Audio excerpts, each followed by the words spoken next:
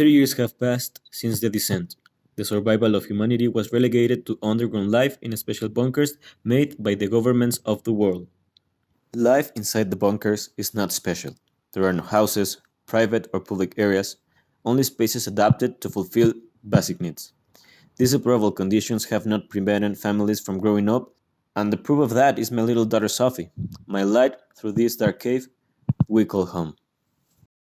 It's time to sleep, darling. It's too late. Can you tell me my favorite story? Well, Sophie, this time I will tell you the story of the last day of my old lifestyle. It was a day like another at the warm March season where I was getting ready to go to school.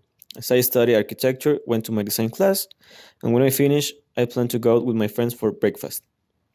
We had been listening for a few weeks about some events in Europe and in the Middle East, but we never thought it could affect us. However, alarms and messages about a catastrophe sounded in the afternoon, and the government ordered that we evacuated to underground bunkers. That day, everything changed.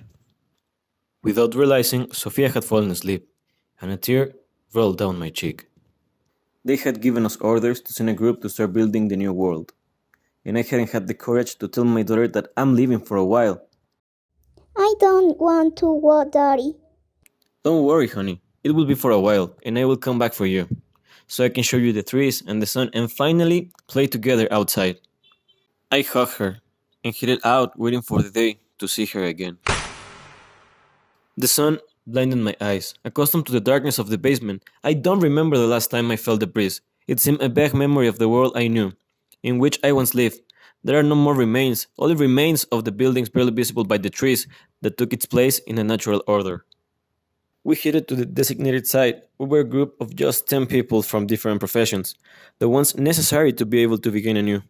On arrival, I realized that it was Angelopolis. Well, what was left of it.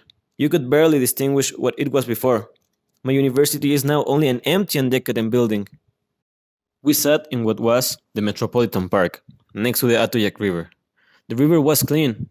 This will serve as a source of fresh water and help us with the start of the tomorrow, our new eco-civilization. With the camp settled, we focus on creating crops, but without committing to techniques that degrade the quality of the land, such as pesticides, chemical fertilizers, and irrigation with sewage. Instead, we choose a culture rotation technique and organic fertilizer for its care. After 3 months, the crops have sprouted fruit, and the next stage was to start building the village. We decided to use the rubble of all structures to reuse them and avoid unnecessary waste of resources. We mainly use vernacular techniques like adobe to build the first houses of the tomorrow. These initiatives are geared toward infrastructure that follows land construction regulations, focused on risk reduction and mitigating problems. The village began to take shape with only 6 months of having started. Now, our work will focus on the installation of basic services such as water and electricity. Before leaving the cave, they gave us a small converter to make a water wheel and a generator in addition to supporting us with a few solar panels.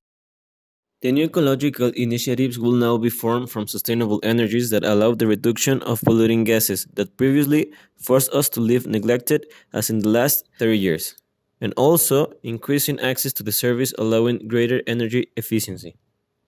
The village was ready to fulfill its purpose. A social code was ensured which everyone would accomplish their part within in order to enjoy the village and its benefits. There would be no monetary system but a community lifestyle in which everyone works for the benefit of the village. Cooperative alliances focused on shared benefits will be created to improve the lives of people who have deteriorated in the last 30 years as well as the planet. It's been a year since my ascent. I'm with my friends outside the bunker, and now I hardly imagine returning to that dark place.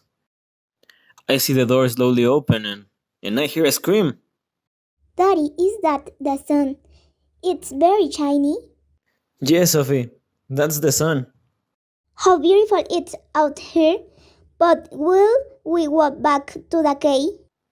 No, honey. This is our new home.